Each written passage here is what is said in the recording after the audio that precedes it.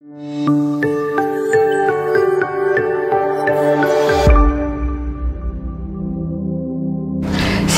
rekan-rekan terkasih, dalam nama Tuhan Yesus Kristus, kembali lagi bersama kami dalam program Living for Christ, mencintai Tuhan, berhenti menghakimi, menjadi berkat. Saya Lydia Esther bersama rekan saya Eri Aryani. Program ini terdiri dari 3 segmen. Segmen pertama, cerita kita. Segmen kedua, topik kita. Segmen ketiga, apa kata firman Tuhan buat kita.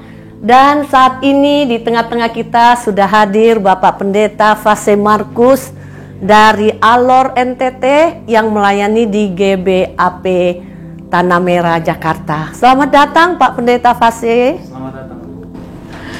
Puji Tuhan, kita akan mendengarkan tentang pelayanan Bapak Pendeta Fase Markus, bagaimana pergumulannya yang dihadapi dalam pelayanan beliau sampai pada saat ini. Oke Pak, boleh ditanyakan Pak, bisa Bapak ceritakan bagaimana panggilan Bapak dalam pelayanan sekarang ini? Saya mulai terpanggil Tuhan itu sejak usia 20 tahun.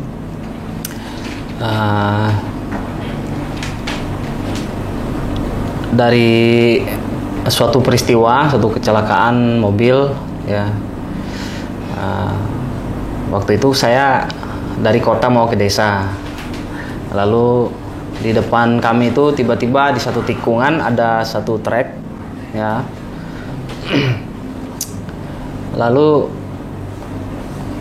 saya juga nggak tahu, tiba-tiba teman saya yang di belakang saya itu kena belakang truk mobil itu ya, truk ya. Akhirnya teman saya itu meninggal dunia. Dari situ saya istilahnya saya tersadarkan diri gitulah ya, saya mulai mengingat Tuhan ya. Akhirnya saya mulai satu waktu saya di dalam satu pelayanan oleh seorang hamba Tuhan ya, saya diajak untuk ikut persekutuan dan akhirnya saya tertarik untuk ikut melayani Tuhan. Amin. Ya, seperti itu. Dan waktu tahun 2001 saya ke Solo dan saya mengikuti sekolah Alkitab yang namanya Sekolah Misi Pengembangan Masyarakat Desa di Solo. Ya. Lalu Sekolah Misi Pengembangan Masyarakat Desa ini berubah jadi STT dan akhirnya saya masuk STT tahun 2001. Akhirnya saya mulai dilatih bagaimana saya melayani Tuhan ya, terjun langsung ya. Awalnya itu saya dari sekolah minggu dulu, kami melayani sekolah minggu ya. Ada anak-anak yang kalau tidak hadir kami dijemput ya.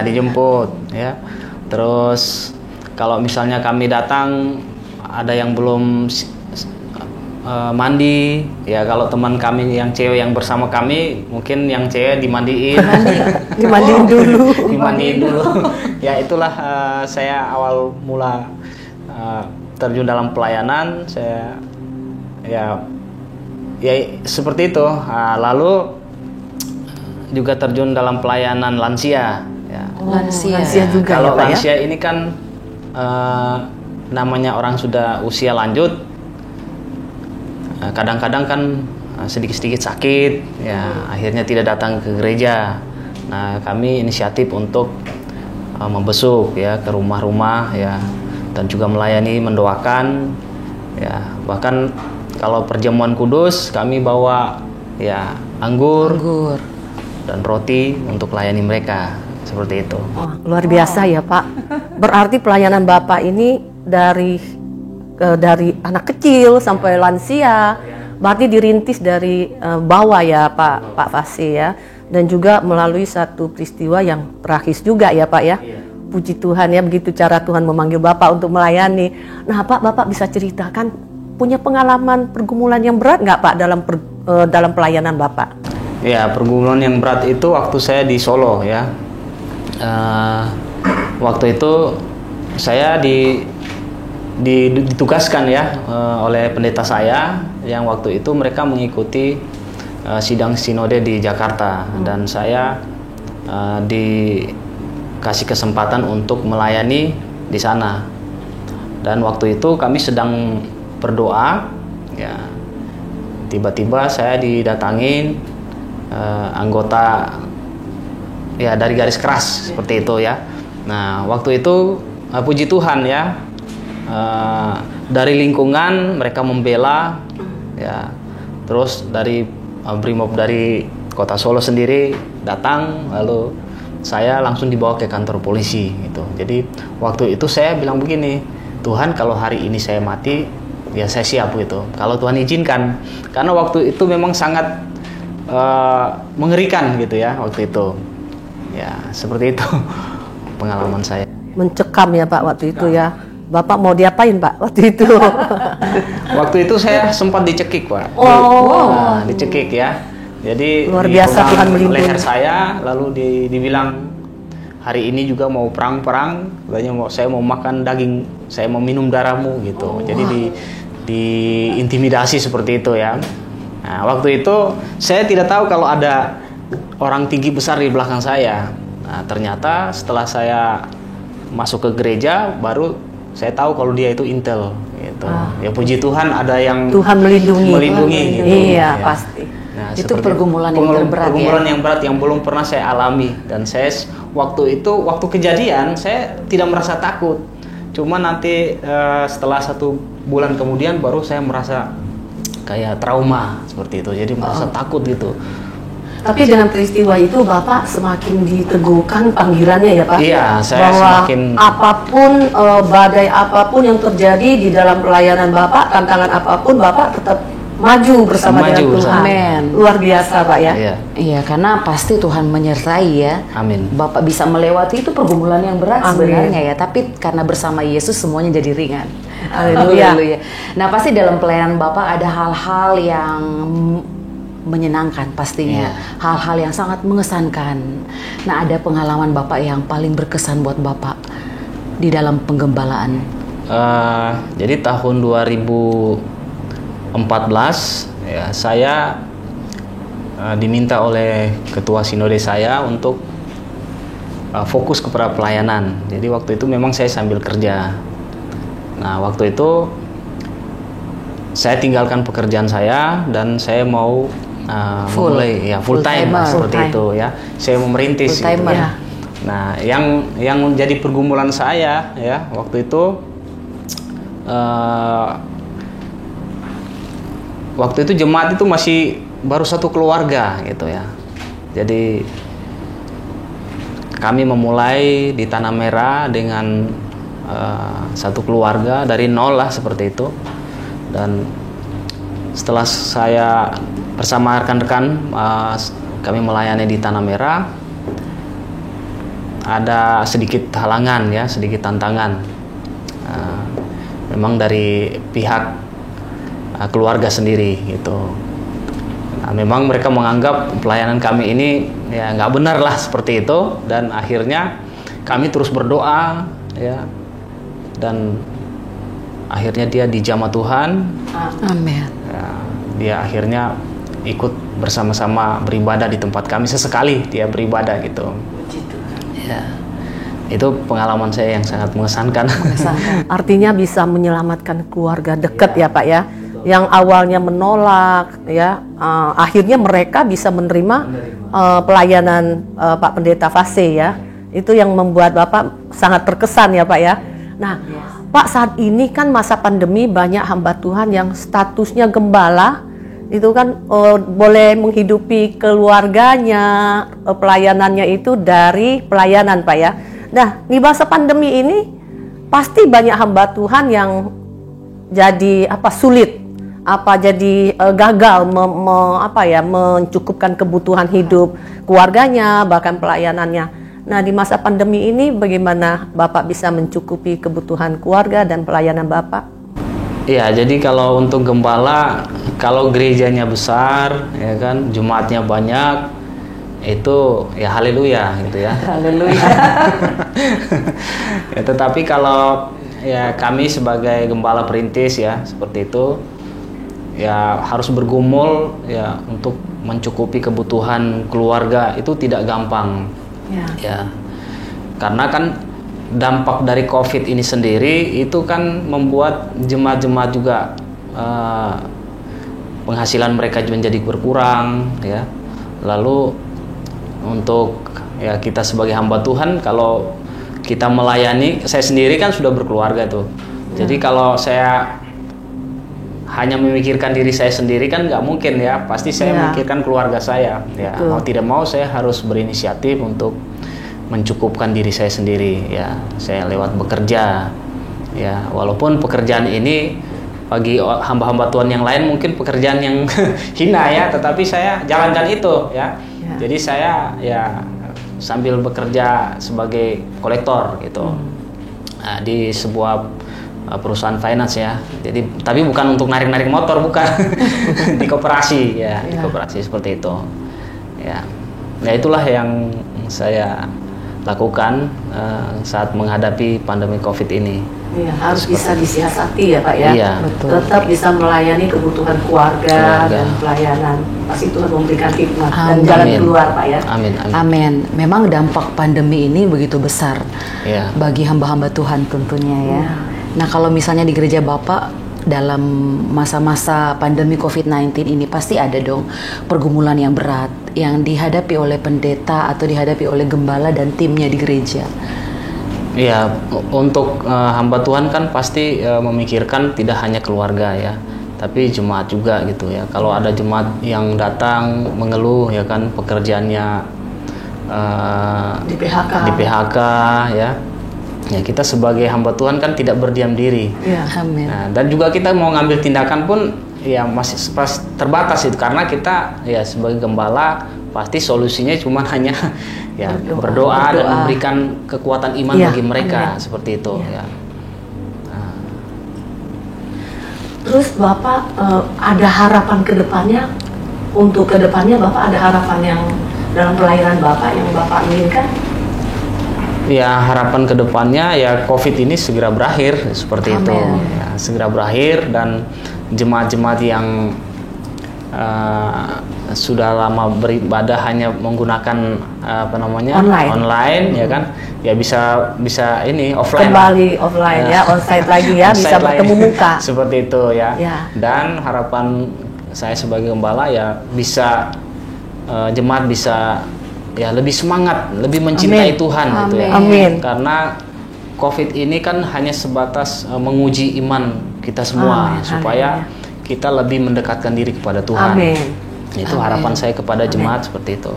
Ya, memang harapan ini pastinya adalah mewakili harapan-harapan gembala-gembala sidang ya. Ingin supaya bisa dekat dengan jemaat, dan kadang kan kalau misalnya dalam online mungkin secara fisik tidak bertemu, itu kan mempengaruhi ya. Nah, lebih enak dong kalau bertemu secara muka ya. Nah, terima kasih Pak, luar biasa hari ini, cerita hari ini. Terima kasih sudah berbagi cerita buat kita semua pada saat ini, dan kami mengucapkan terima kasih atas pelayanan Bapak, dan doa kami Tuhan Yesus memberkati gereja dan jemaat Bapak. Tuhan Yesus memberkati. Amin. Rekan-rekan terkasih, puji nama Tuhan, kita sudah mendengarkan banyak kesaksian dari Bapak Pendeta Fase Markus. Dan saudara, jikalau saudara ingin rindu memberkati pelayanan dari Bapak Pendeta Fase Markus, saudara bisa memberikan persembahan kasih saudara di rekening yang tertera di bawah ini. Dan kami percaya bahwa setiap uluran tangan kasih dari Bapak Ibu semuanya akan sangat dibutuhkan oleh para hamba Tuhan. Dan kami percaya Tuhan memberikan janji untuk melimpahi kita dengan berkat yang berkelimpahan bagi kita yang memberikan dengan sukacita. Tuhan Yesus memberkati. Shalom.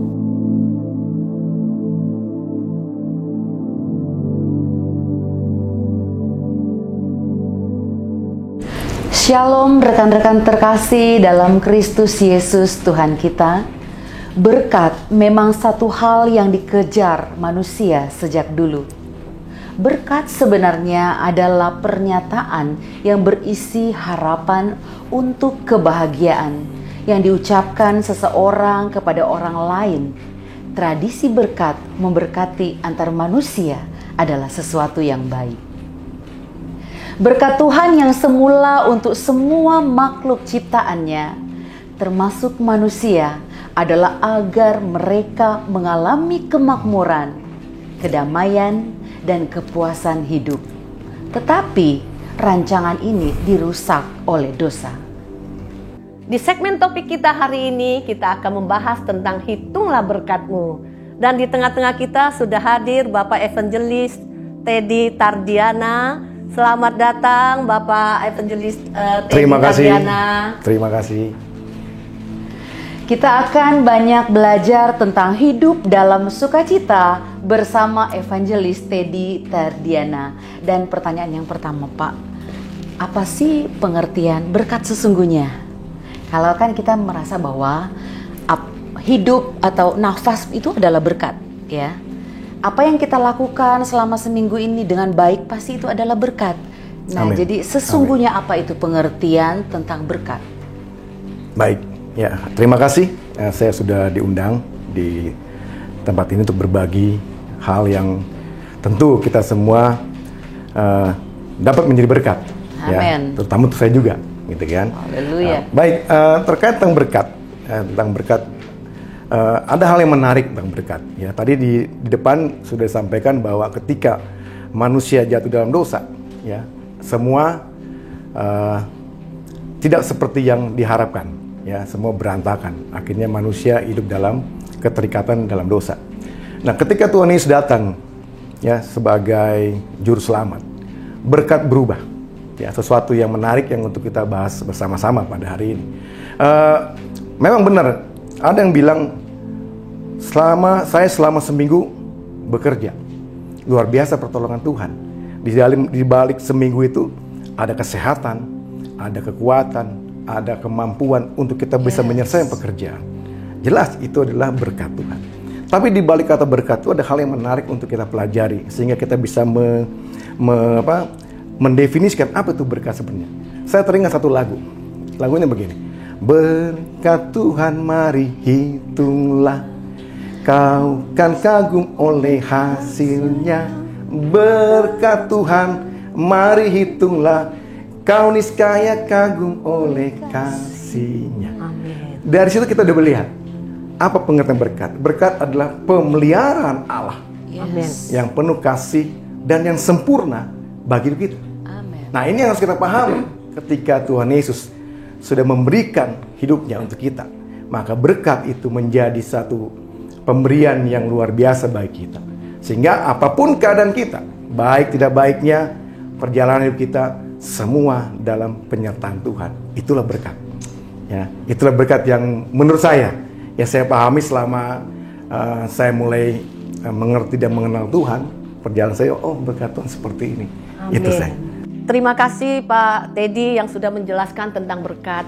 Nah Pak, kita sering menilai orang yang sudah sukses dalam karir, sukses dalam bisnis, memiliki banyak uang, termasuk orang yang diberkati Tuhan. Sedangkan orang yang keadaan sebagai karyawan dengan gaji hanya pas-pasan gitu, itu merasa tidak diberkati Pak. Nah, bagaimana agar kita tahu bahwa kita juga diberkati oleh Tuhan sama seperti orang lain yang sudah sukses gitu loh. Bapak bisa jelaskan Pak? Baik, seperti tadi yang saya sampaikan di depan. Ya, arti berkat itu ya, pengertian berkat itu bahwa berkat adalah penyertaan Tuhan. Yes. Yang penuh kasih dan yang sempurna dalam kehidupan kita.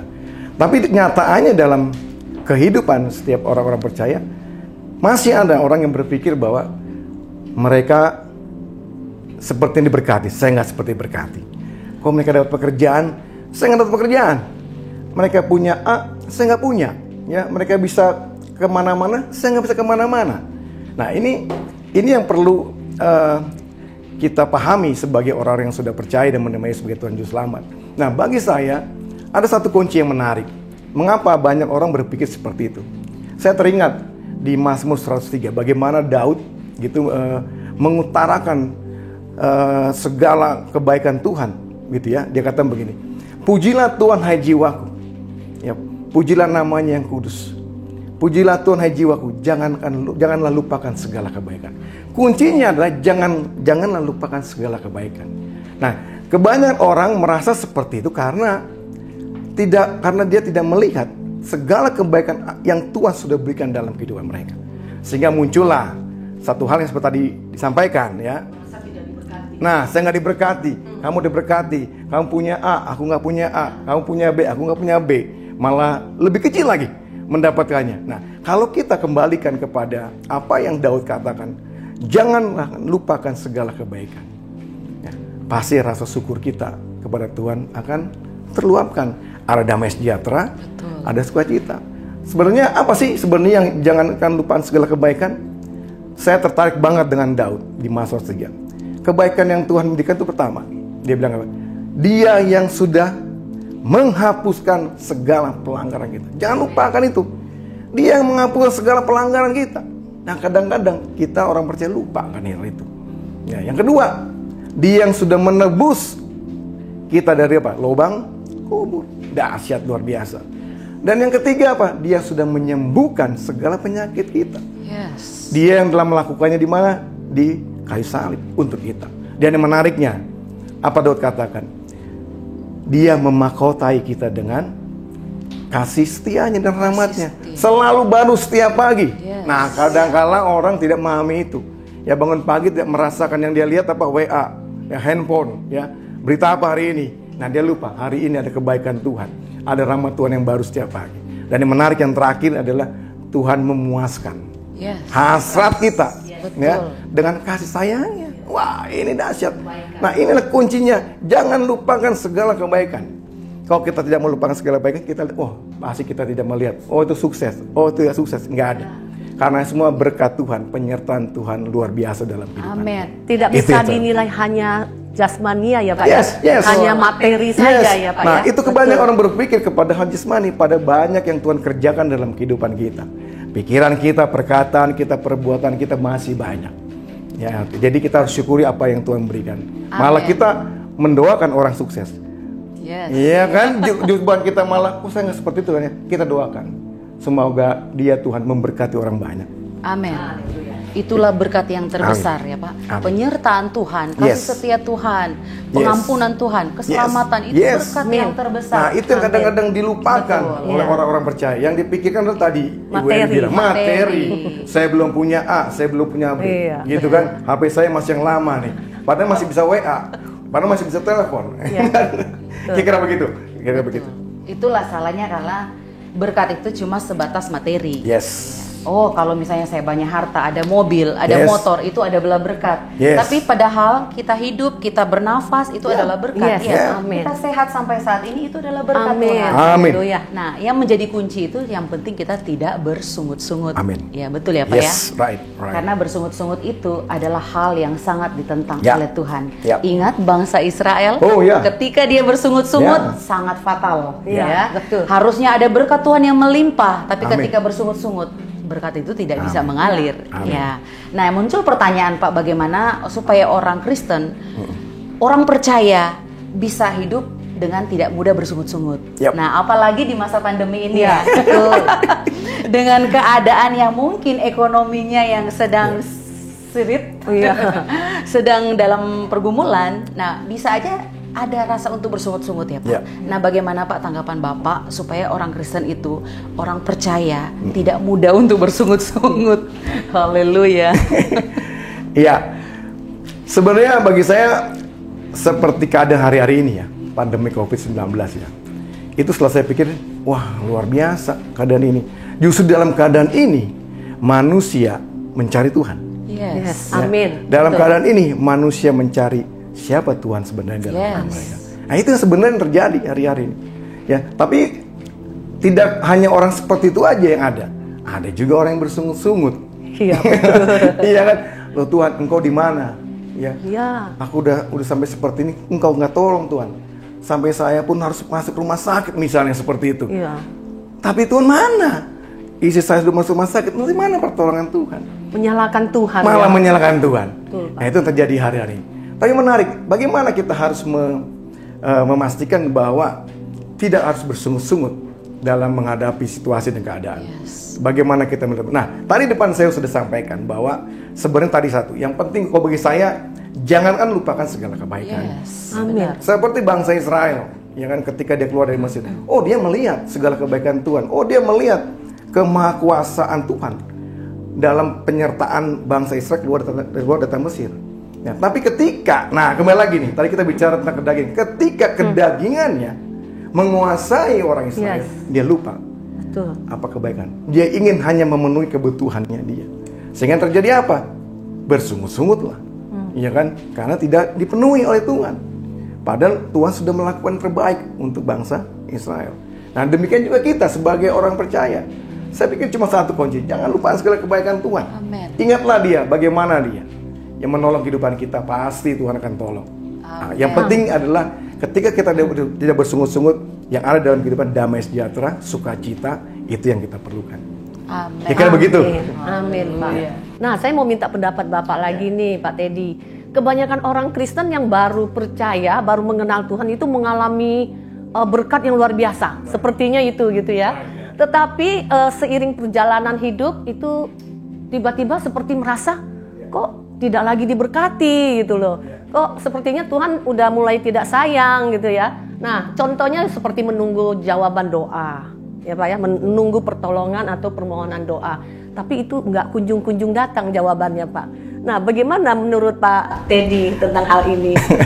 Ya, menarik nih pertanyaannya. Makin sini makin mengerucut ini.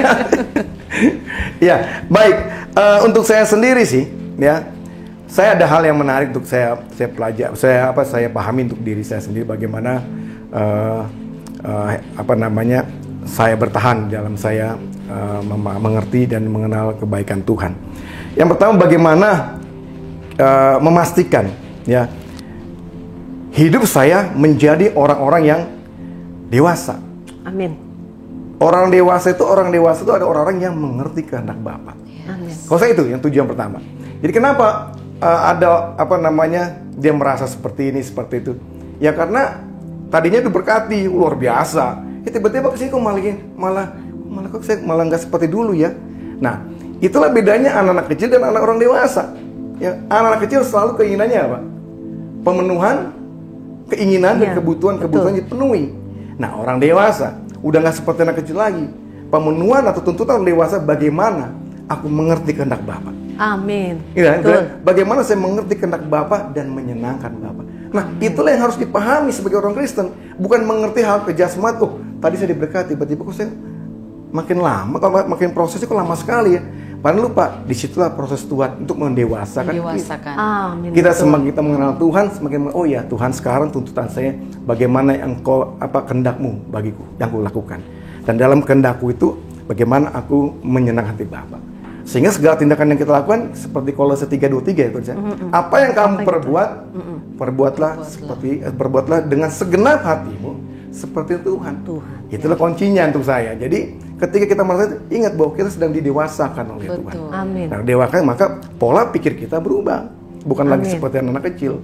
Nah, jadi menjadi orang yang peka apa kehendakmu Tuhan bagi aku kerjakan dan menyenangkan hati Bapa. Jadi saya rasa itu. Jadi bagaimana kuncinya adalah ketika kita mengalami itu ingat bahwa kita sedang diproses Tuhan untuk menjadi dewasa. Iya, bertumbuh. Bertumbuh. Betul. Kalau anak kecil kan kalau masih kecil ya nangis dikasih. Tapi kalau udah besar harusnya mengerti, mengerti kehendak Tuhan. Betul Pak. Nah, saya ingat waktu saya tahun 2004, ya ketika saya ikut Pria Sejati itu, ya ikut seminarnya sampai 3 hari itu saya baru pertama kali mengenal Tuhan dengan benar. Ya, selama 3 hari saya ikut Pria Sejati. Setelah ikut Pria Sejati, luar biasanya apa? Keinginan saya baca Alkitab. Setiap hari baca terus. Iya. Sampai saya ke kantor tuh bawa kita bukan saya taruh tas, taruh di samping. Naik bis begini aja. Saya nggak malu, saya bawa. Itu saking senangnya baca Alkitab. Luar biasa sampai diberi pengertian. Tapi sekarang saya baca Alkitab bukan diberi pengertian. Saya harus lihat buku A, buku B, buku C, buku D, baru saya mengerti. Wah, Kok bisa begini Tuhan? Ya kamu mau didewasakan. Kamu harus makin dewasa, makin memahami segala yang apa yang kuinginkan. Dahsyat. Kira-kira begitu yang saya alami. Luar biasa. Memang proses itu pasti untuk mendewasakan. Betul. Seperti emas untuk melihat kemurniannya harus dibakar. Yes. Nah, jadi dalam proses ini ya. Jadi itu kira-kira gambaran saya. Jangan berpikir bahwa kok sekarang udah beda dulu. Enggak, di situ Tuhan sedang memberikan kita menjadi kedewasaan. Grade kita di hadapan Tuhan tuh sudah berbeda, Pak. Ya? Bukan seperti anak kecil lagi. Yes, Iya. betul. Cuma yang menjadi pertanyaan ini, Pak. Ya. Ada orang-orang yang merasa, oh aku kok nggak diberkati, gitu. Jadi sepertinya pesimis. Pokoknya dalam hidupnya, dia lihat orang lain diberkati. Jadinya dia belum merasa aku tidak diberkati. Nah, bagaimana Pak untuk menghadapi orang yang seperti ini? Kalau saya sederhana, ketemu dia saya bilang, makanya kamu jangan berpikir hal-hal yang duniawi. Yes. Kamu mikir hal duniawi pasti kamu mengalami seperti ini, saya bilang. Kalau dia orang percaya, saya bilang, ingat di Roma 12 ayat 2 kalau nggak salah ya. Janganlah kamu menjadi serupa dengan dunia ini, tapi berubahlah pembaruan budimu. Kuncinya berubahlah pembaruan budimu, ya, supaya kamu mengerti kehendak Bapa yang baik, yang berkenan, yang sempurna. Itu yang harus kita kejar. Kalau kita berpikir hanya berkat itu pada hal yang jasmani yang tadi Ibu disampaikan, ya, kebutuhan-kebutuhan pemenuhan kebutuhan lahir kita, ya nggak sampai kita apa yang Tuhan inginkan. Kita masih seperti anak-anak, pada Tuhan bilang kamu harus bertumbuh, iman kamu harus bertambah, tambah. Artinya menjadi apa? Menjadi orang yang berkualitas. Tidak hanya besi beton, baja yang berkualitas, gitu kan? Ya, tapi iman pun juga manusia pun harus berkualitas. Itu yang Tuhan senangi dalam kehidupan kita. Amin. Kira-kira begitu. Luar biasa. Nah, Pak, satu lagi nih Pak Teddy, kami mau tanya. Saat kita meminta sesuatu kepada Tuhan, misalkan minta hubungan pertemanan diberkati oleh Tuhan supaya sampai kepada pelaminan gitu ya, sukses gitu hubungan pertemanannya maksudnya. Tapi tiba-tiba rencana Tuhan beda. Gitu, bubar ceritanya Pak. Nah, jadi apakah itu bisa dikatakan berkat untuk jawaban doa yang Tuhan bilang tidak? Gitu. Ya, kalau menurut saya tegas, itu berkat. Kalau menurut saya, ya. Tapi harus diingat, gitu kan. Kalau saya masih ingat di Roma 8 ayat 28 ya kalau tidak salah. Iya, Tuhan turut bekerja. Itu dia. Mendatangkan kebaikan. Tuhan turut bekerja dalam segala hal untuk mendatangkan kebaikan. Jadi ketika kita percaya sama Tuhan, apapun yang sedang kita kerjakan, Allah terus bekerja loh. Amin. Allah sedang bekerja dalam kehidupan kita. Jadi sama juga dengan tadi pertanyaannya. Ya, dua orang itu dia sudah dipersiapkan lah ya. Itu Tuhan itu bekerja. Tiba-tiba ujungnya nggak jadi. Ya, mendatangkan kebaikan. Bagi siapa? Bagi orang itu dan si A dan si B. Nah, itu yang harus kita pahami. Kalau kita menjadi orang yang mengenal Tuhan yang benar. Amin. Ya kan tadi kita sudah bahas bagaimana berkat itu, bagaimana penyertaan Tuhan. Nah, ketika kita menghadapi seperti itu berkat. Dan kita percaya perjalanan kita itu Allah sedang bekerja. Amin. Ya, apapun yang kita putuskan, apapun yang sedang kita rencanakan, apapun segala yang kita sedang persiapan, Allah terus bekerja. Ujungnya mau baik, mau tidak baik bagi manusia, itu bagi Allah baik. Itu kebaikan. Kebaikan bagi Tuhan. Itu saya alami juga. Udah saya pikirkan matang-matang. Ya, saya di sistem manajemen and development ya. Saya di satu perusahaan di industri baja tulangan beton. Dan saya melihat dari sisi quality, kemudian melihat dari sisi environment-nya, kemudian tentang kesehatan juga saya memperhatikan itu, memonitoring hal itu. Jadi itu yang harus saya pastikan bahwa segala sesuatu itu baik. Proses itulah yang harus kita pahami. Nah, sama dengan kita juga. Proses itu Tuhan sedang bekerja. Ujungnya seperti apa? Tuhan mendatangkan kebaikan. Amin. Jadi apapun yang terjadi dalam hidup kita itu untuk mendatangkan kebaikan. Itu yang kita aminin. Itu yang kita aminkan. Planning Tuhan yang terbaik. Yes. Pasti itu ya Pak ya. Amin. Haleluya. Puji Tuhan. Bagi orang percaya yang harus selalu diingat adalah berkat yang terbesar. Karena berkat yang terbesar dalam hidup kita adalah keselamatan, pengampunan, kesehatan, dan penyertaan Tuhan yang luar biasa. berkat materi bersifat sementara, tetapi keselamatan adalah hidup yang kekal. Amin. Terima kasih atas kehadiran Bapak Teddy Tardiana. Biar Tuhan memberkati selalu pelayanan Bapak. Kita akan akhiri segmen topik kita kali ini dan kita akan mendengar apa kata firman Tuhan untuk kita mengenai hitunglah berkat-Mu bersama Bapak Pendeta Zimi Lizardo. Shalom, Tuhan Yesus memberkati.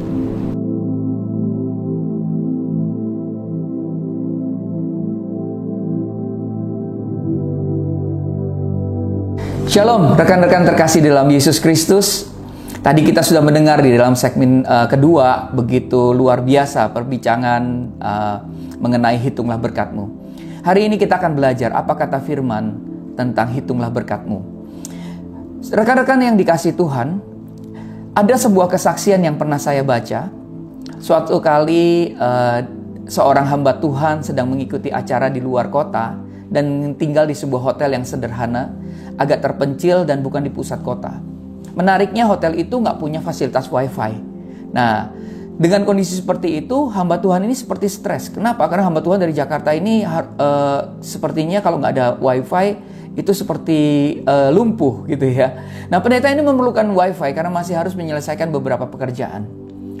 Ketika dia tahu kondisi seperti itu, ya, hamba Tuhan ini kemudian mengambil sikap, ya, dia mengambil keputusan. Apakah dia tertekan? Apakah dia bersungut-sungut, diam terpuruk dalam keadaan tersebut, atau justru dia mengambil langkah keluar dari keadaan tersebut dan pergi ke tempat yang ada wifi? Singkat cerita, hamba Tuhan ini pergi ke hotel yang lain yang tidak jauh dari situ, ya. Kemudian ada kafe di mana dengan memesan kopi dia bisa dapat menikmati wifi. Bapak, Ibu, Saudaraku, rekan yang terkasih dalam Yesus Kristus. Menarik sekali, terkadang di dalam kehidupan kita juga diperhadapkan oleh begitu banyak pilihan. Pilihan-pilihan untuk tertekan ketika kita menghadapi pergumulan, menghadapi masalah. Kemudian kita dihadapkan pilihan juga untuk bagaimana keluar dari masalah itu. Bapak Ibu sederhana seperti hamba Tuhan tadi, ya, ketika menghadapi begitu banyak pergumulan dan masalah, ya, hamba Tuhan ini secara sederhana dia mau menyelesaikan pekerjaannya, dia hanya cari saja, ya, tempat untuk penyedia wifi. Melalui peristiwa tersebut, ya, hamba Tuhan ini belajar beberapa hal. Nah, Bapak Ibu Saudaraku, rekan terkasih dalam Yesus Kristus, kita pun dapat melewati kondisi-kondisi yang tidak menyenangkan atau yang tidak nyaman seperti ini. Hari ini kita buka firman Tuhan di dalam Filipi 4 ayat 8 sampai 9. Saya akan bacakan buat Bapak Ibu Saudara yang dikasihi Tuhan. Filipi 4 ayat 8 sampai 9. Jadi akhirnya saudara-saudara, semua yang benar, semua yang mulia, semua yang adil, semua yang suci, semua yang manis, semua yang sedap didengar, semua yang disebut kebajikan dan patut dipuji, pikirkanlah semuanya itu. Dan ayat 9, dan apakah yang telah kamu pelajari dan apa yang telah kamu terima dan apa yang telah kamu dengar dan apa yang telah kamu lihat padaku, lakukanlah itu. Maka Allah, sumber damai sejahtera, akan menyertai kamu. Bapak, Ibu, Saudaraku, rekan-rekan terkasih di dalam Yesus Kristus. Ketika kita membaca ayat firman Tuhan ini, sama seperti hamba Tuhan tadi, kita bisa mengambil banyak hal. Ya, saya membagi dalam 3 hal yang kita bisa pelajari dari ayat firman Tuhan ini. Yang pertama adalah menghitung berkat Tuhan. Menghitung berkat Tuhan itu apa sih? Menghitung berkat Tuhan itu adalah suatu kemampuan kita untuk mengingat, untuk memperhatikan dan menghitung berkat-berkat yang Tuhan sudah berikan kepada kita. Bapak, Ibu, Saudaraku, rekan-rekan dikasihi Tuhan, perhatikan apa yang telah kita capai sekarang, hari ini. Lalu bandingkan dengan apa yang kita pikirkan dan inginkan 5 tahun, 2 tahun, atau 3 tahun yang lalu. Kita akan melihat betapa Tuhan menyertai kita. Kita bisa melihat, ya, bagaimana hubungan kita dengan Tuhan 3 tahun yang lalu dan bagaimana dengan sekarang. Ya, kita bisa melihat bagaimana kesehatan, bagaimana mimpi-mimpi, bagaimana pekerjaan kita. Bapak, Ibu, Saudaraku yang dikasihi Tuhan, mari kita menghitung berkat-berkat Tuhan. Ya, saya meyakini Ya, saya meyakini bahwa ketika kita dapat menghitung berkat Tuhan, yaitu setelah kita membandingkan apa yang kita pikirkan, apa yang kita cita-citakan, kita akan melihat betapa karya Tuhan begitu luar biasa dalam hidup kita. Tolong digarisbawahi Bapak Ibu rekan-rekan yang dikasihi Tuhan, ya.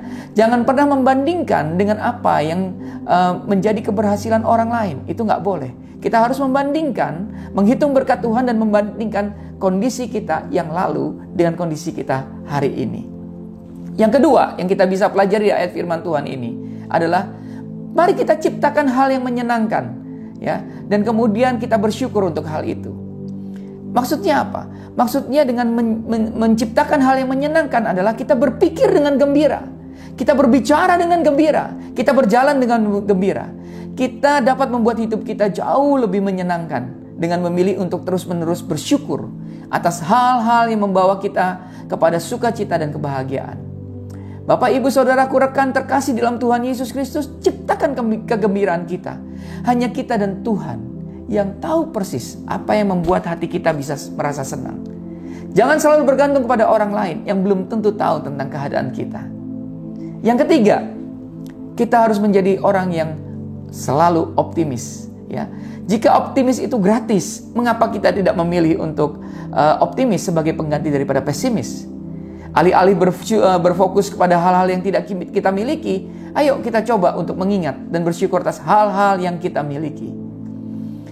Paulus menasihati kita di dalam Filipi 4 ayat 8-9 tadi, bahwa kita harus menjadi pribadi yang senantiasa memikirkan hal-hal yang positif, hal-hal yang benar, hal-hal yang mulia, hal-hal yang adil, hal-hal yang suci, hal-hal yang manis, hal-hal yang sedap didengar, hal yang disebut kebajikan, ya, dan patut dipuji. Dengan berbuat seperti itu, maka kita akan terhindar dari sikap sungut-sungut yang tidak perlu. Tetapi sebagai gantinya kita akan selalu optimis dan bersukacita dalam semua keadaan yang kita jalani. Bapak, Ibu, Saudaraku, rekan-rekan terkasih di dalam Tuhan Yesus Kristus, pilihlah untuk tetap berpikir positif. Amin. Ketika kita berada dalam keadaan yang tidak menyenangkan sekalipun, karena itulah kunci kebahagiaan. Tuhan Yesus memberkati kita semua. Amin.